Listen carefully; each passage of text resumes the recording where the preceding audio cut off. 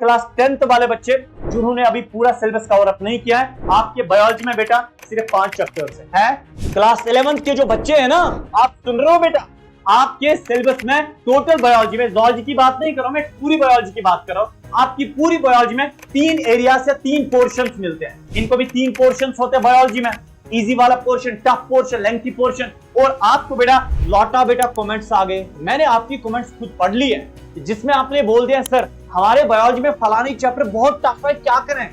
Sir, diagrams करनी है नहीं करनी है, सारा बोल दिया था ना। कोई बात नहीं बेटा, अगर आपने आज तक 50% ही पढ़ा है सिलेबस, लेकिन आप बोर्ड में 99% एक्सेल कैसे कर सकते हैं, मोर देन 90% मार्क्स आप कैसे अचीव कर सकते हैं। बेटा इस बायोलॉजी के रिगार्डिंग आपने ढेर सारे कमेंट्स और मैसेज भी की थी, सर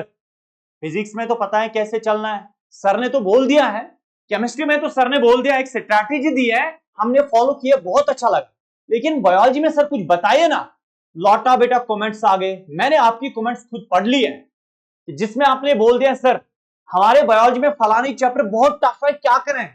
सर, डायग्राम्स करनी है नहीं करनी है, ये सारा बोल दिया था ना। कोई बात नहीं बेटा, आज इस छोटे समय में मेहरबानी करके बेटा आज अपना ये कीमती वक्त, आई नो कि आपका भी हार्ड टाइम चल रहा है, आपके बोर्ड एग्जाम्स बिल्कुल आपके करीब है, बहुत ज्यादा करीब है, तो लेकिन बेटा कुछ मिनट्स आज यहां की ओर ध्यान रखिए,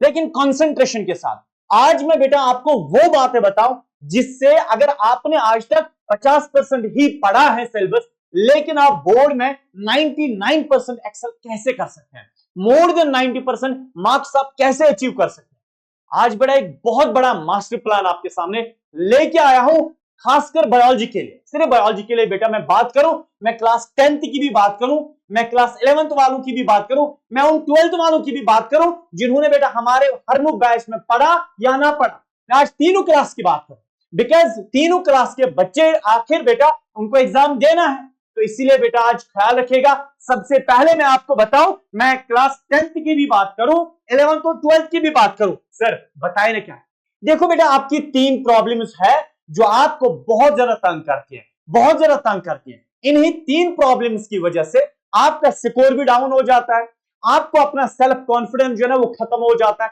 3 प्रॉब्लम्स है। पहली प्रॉब्लम, ये कॉमन प्रॉब्लम्स है जो मैंने बच्चों में देखी। पहली जो प्रॉब्लम है दैट्स आपका डिस्ट्रैक्शन। डिस्ट्रैक्शन बहुत ज्यादा है, इससे अभी दूर रहो, इससे अभी डिस्ट्रैक्शन से नहीं बच गए ना तो कुछ होने वाला नहीं है। फिर सीरियसली कह रहा हूं बेटा, 9 साल के टीचिंग एक्सपीरियंस में मैंने हजारों बच्चों को पढ़ाया है, हजारों बच्चों को पढ़ाया है, तो मैंने जिस बच्चे में डिस्ट्रैक्शन देखे हैं बेटा उसमें बहुत ज्यादा प्रॉब्लम हो जाते हैं फिर बोर्ड एग्जाम्स में। हर जो आपके साथ डिस्ट्रैक्शन अभी है, चाहे आपके मोबाइल फोन की वजह से है, या आपके दोस्त की वजह से है, या किसी और रीजन की वजह से है, उसको बेटा सबसे पहले आपको खत्म करना है। ये पहला जो आपको बेटा यानी कि ड्रॉबैक आपको आपके एग्जाम्स के दौरान मिलता है, दैट इज डिस्ट्रैक्शन। और दूसरी प्रॉब्लम जो ज्यादा कॉमन प्रॉब्लम मैंने बच्चों के अंदर देखी, दैट्स ओवरथिंकिंग।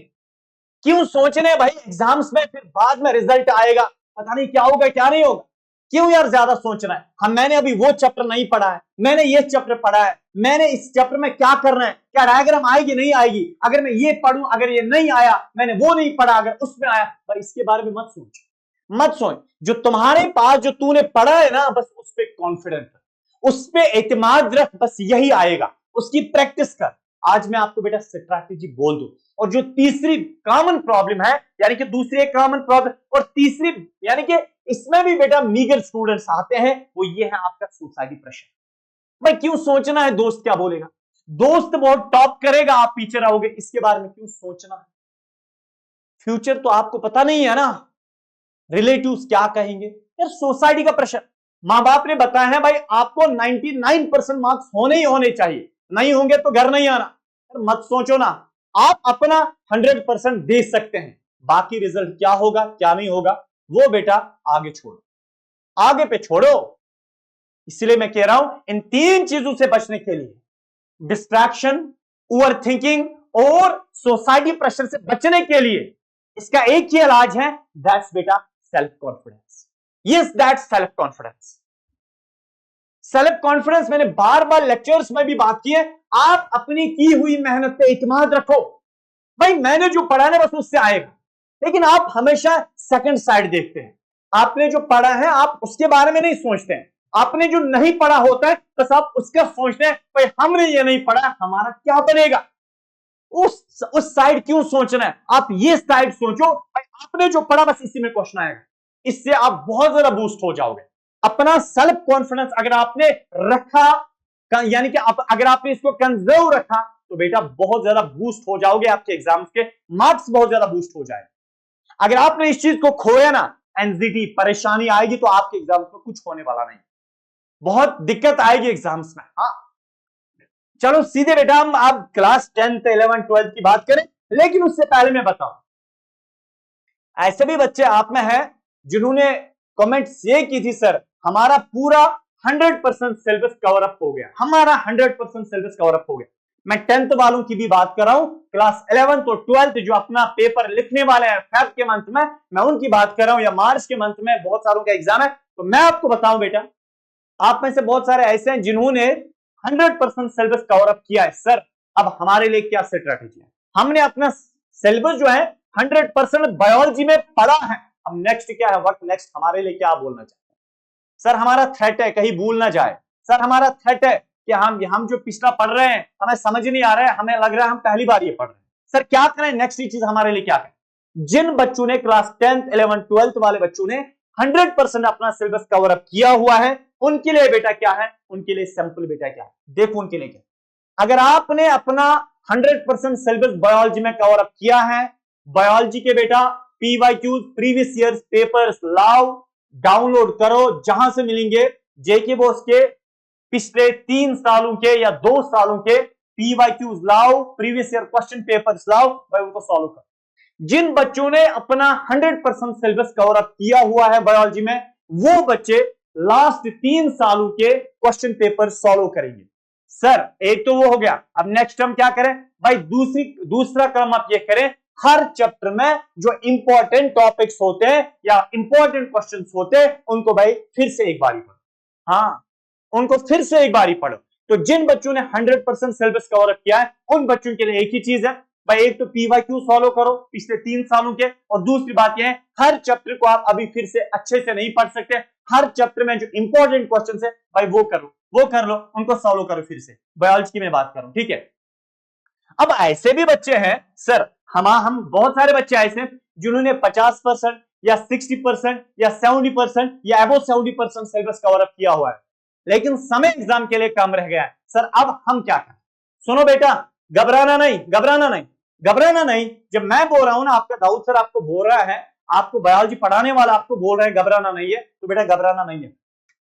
क्योंकि ये बेस्ट स्ट्रेटजी आपके लिए रहने वाली है। 100% सिलेबस वाल जिन्होंने कवर किया उनकी तो टेंशन नहीं है, लेकिन इन बच्चों का क्या बनेगा, कोई बात नहीं यार, बोल रहा हूं ना I am with you,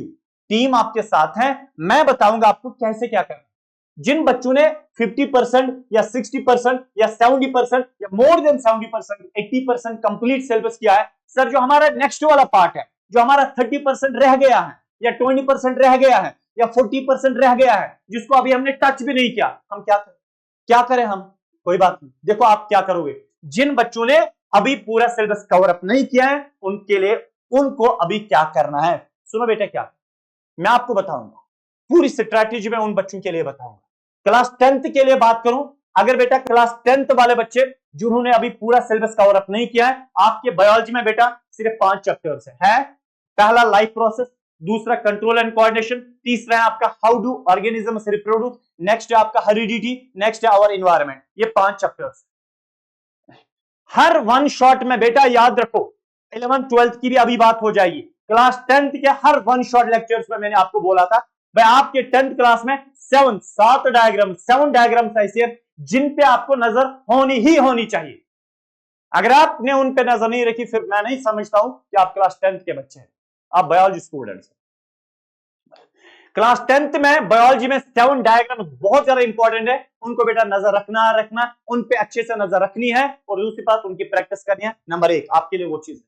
number 2 बेटा, अगर आप पे तो कुछ बच्चे ऐसे भी होंगे, यानी कि आपने ये पांचों के पांचों चैप्टर्स कवर नहीं किए, आपने 3 किए हैं या 4 किए, कोई 1 चैप्टर रह गया है या कोई 2 चैप्टर्स रह गए हैं, कोई बात नहीं। अगर फॉर एग्जांपल बच्चों ने कोई 3 चैप्टर्स किए, 2 चैप्टर्स रह गए हैं, फॉर एग्जांपल बेटा हेरिडिटी और एनवायरनमेंट रह गया, कोई बात नहीं। इस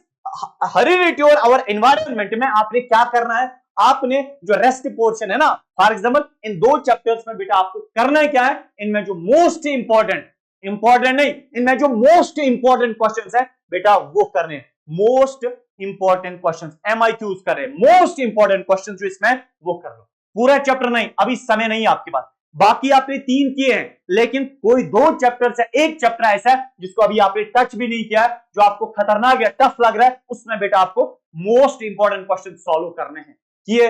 किए किए, हाँ नेक्स्ट क्या करना है, उसके बाद बेटा आप पीवाईक्यूज लाओ, पीवाईक्यूज को सॉल्व करो। सर एग्जामिनेशन डेज के बीच में वो प्रेपरेटरी हॉलीडेज होते हैं, उनमें क्या करना है अभी बोलूंगा, पहले 11th वालों की बात करते हैं। क्लास 11th वाले जो है बेटा, इनमें के इनके बायोलॉजी में 3 पोर्शंस मिलते हैं। क्लास 11th के जो बच्चे हैं ना, आप सुन रहे हो बेटा, आपके सिलेबस में टोटल बायोलॉजी में, जूलॉजी की बात नहीं कर रहा हूं मैं, पूरी बायोलॉजी की बात कर रहा हूं, आपकी पूरी बायोलॉजी में 3 एरिया से 3 पोर्शंस मिलते हैं। पहला पोर्शन जो आपको मिलता है वो आपका मिलता है कौन सा, इजी वाला पोर्शन, जिसमें बहुत सारे चैप्टर, इजी चैप्टर्स आते हैं, और उसके बाद आपको मिलता है लेंथी चैप्टर्स। लेंथी चैप्टर्स में मैंने क्लास 11th बायोलॉजी में लगा है, आपका है बेटा प्लांट किंगडम, आपका है एनिमल किंगडम, आपका है एनाटॉमी ऑफ फ्लावरिंग प्लांट्स, आपका है बेटा बायोमोलिक्यूल्स, ये लेंथी चैप्टर्स। उसके बाद आपको टफ चैप्टर्स भी मिलते हैं। टफ चैप्टर्स में आपका बेटा कौन कौन सा आता है, इसमें आता है द लिविंग वर्ल्ड, ये biological classification, morphology of flowering plants, ठीक है, और बेटा आपका आता है कौन सा आता है, cell the unit of life, ठीक है। सॉरी एक चीज यहां पे गलती हो गई है, यहां पे बेटा एनाटॉमी के बजाय मॉर्फोलॉजी, और यहां मॉर्फोलॉजी के बजाय एनाटॉमी, टफ में एनाटॉमी लगाएगा। तो ये क्लास 11th का। सर अब क्लास 11th वाले बच्चे क्या करेंगे, सुनो बेटा, सुनो क्या करना है, मैं उन बच्चों की बात कर रहा हूं जिन्हें पूरा कवर अप नहीं किया, जिन्होंने क्या किया, जिन्होंने अभी 70 या 60% सिलेबस कंप्लीट किया। जो रेस्ट पोर्शन आपका है ना, आपने इजी तो किया होगा, जो रेस्ट पोर्शन आपका है, रेस्ट पोर्शन लाइक आपका लेंथी चैप्टर्स में कोई चैप्टर ऐसे जो आपने अभी टच नहीं किया, या बेटा आपको टफ चैप्टर्स में ऐसा कोई चैप्टर, ये चैप्टर है जो आपने अभी टच नहीं किया, इसमें से बेटा वही मैं स्ट्रैटेजी बताता हूं। यानी कि अगर फॉर एग्जाम्पल आपने लेंथी चैप्टर या टफ चैप्टर में बेटा आपने यानी कि अभी इन चैप्टर्स को टच नहीं किया है, तो आपको करना क्या है, इसमें से लेंथी और टफ चैप्टर्स में जो बेटा आपको मोस्ट इंपॉर्टेंट टॉपिक मिलता है, मोस्ट इंपॉर्टेंट टॉपिक या मोस्ट इंपॉर्टेंट जो क्वेश्चन बेटा मिलता है, बस उसको सॉल्व करो। बाकी आपने 70% या 60% सिलेबस पढ़ा है, लेकिन जो 40% यानी कि नेक्स्ट 40% जो अभी आपने टच नहीं किया, उस नेक्स्ट ये पोर्शन को कवर अप करने के लिए आपको बेटा चैप्टर्स में, टफ चैप्टर या लेंथी चैप्टर्स में क्या करना है, मोस्ट इंपॉर्टेंट टॉपिक को पढ़ना है, वो जरूरी पढ़ना है, वो जरूरी पढ़ना है भाई, ठीक है। हाँ और फर्दर आपके लिए अभी बोलूंगा, लेकिन 12th वालों की बात करूं बेटा, 12th क्लास के जो बच्चे हैं ना, इनको टफ चैप्टर्स, इनको भी 3 पोर्शंस होते हैं बायोलॉजी में, इजी वाला portion, tough portion, lengthy portion, और आपको बेटा यानी कि टफ पोर्शन में इजी वाला पोर्शन तो किया होगा, जो टफ पोर्शन है उसमें बेटा आपका आता है कौन कौन सा chapter, principles of inheritance and variation, molecular base of inheritance, evolution जो टफ वाला है, बायोटेक्नोलॉजी प्रिंसिपल्स एंड प्रोसेसेस, और बायोटेक्नोलॉजी एंड इट्स एप्लीकेशंस, ठीक है, यह है टफ। और लेंथी चैप्टर्स में आपका आता है रिप्रोडक्शन इन ऑर्गेनिजम्स और ह्यूमन हेल्थ एंड डिजीज। बेटा मैं एक चीज बताऊं, अगर कोई बच्चा आप में से 12th वाला सुन रहा है, बेटा अच्छे से ध्यान से सुनो, आपने अगर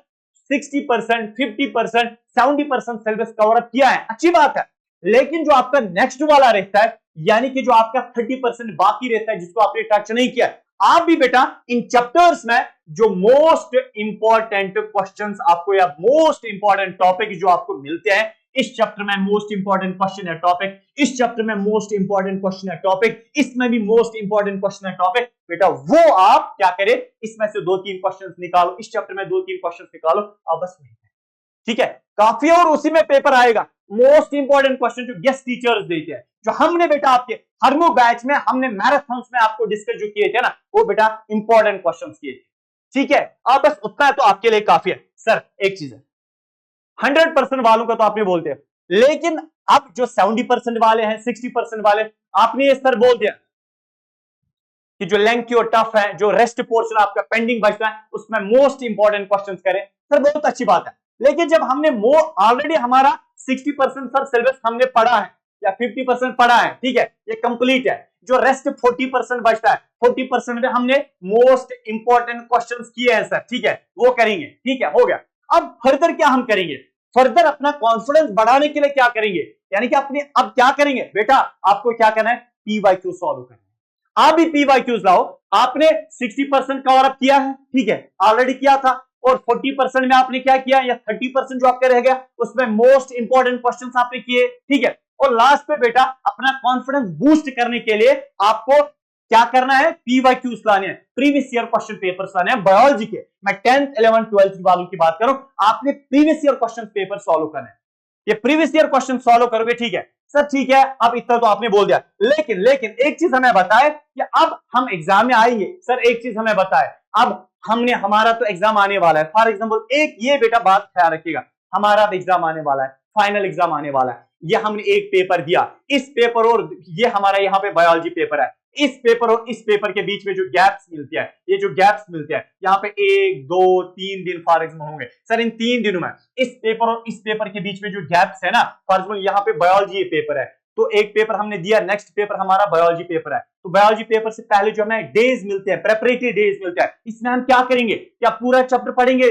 वन शॉट देखेंगे, क्या करेंगे भाई, इस गैप में जो आपके बायोलॉजी से पहले एग्जाम के दौरान जो बायोलॉजी से पहले आपको गैप्स मिलती है, उन गैप्स में बेटा आपको पता है क्या करना है, आपको पता है क्या करना है, इन गैप्स में बेटा आपको मोस्ट इंपॉर्टेंट क्वेश्चन, सुनो, मोस्ट इंपॉर्टेंट क्वेश्चन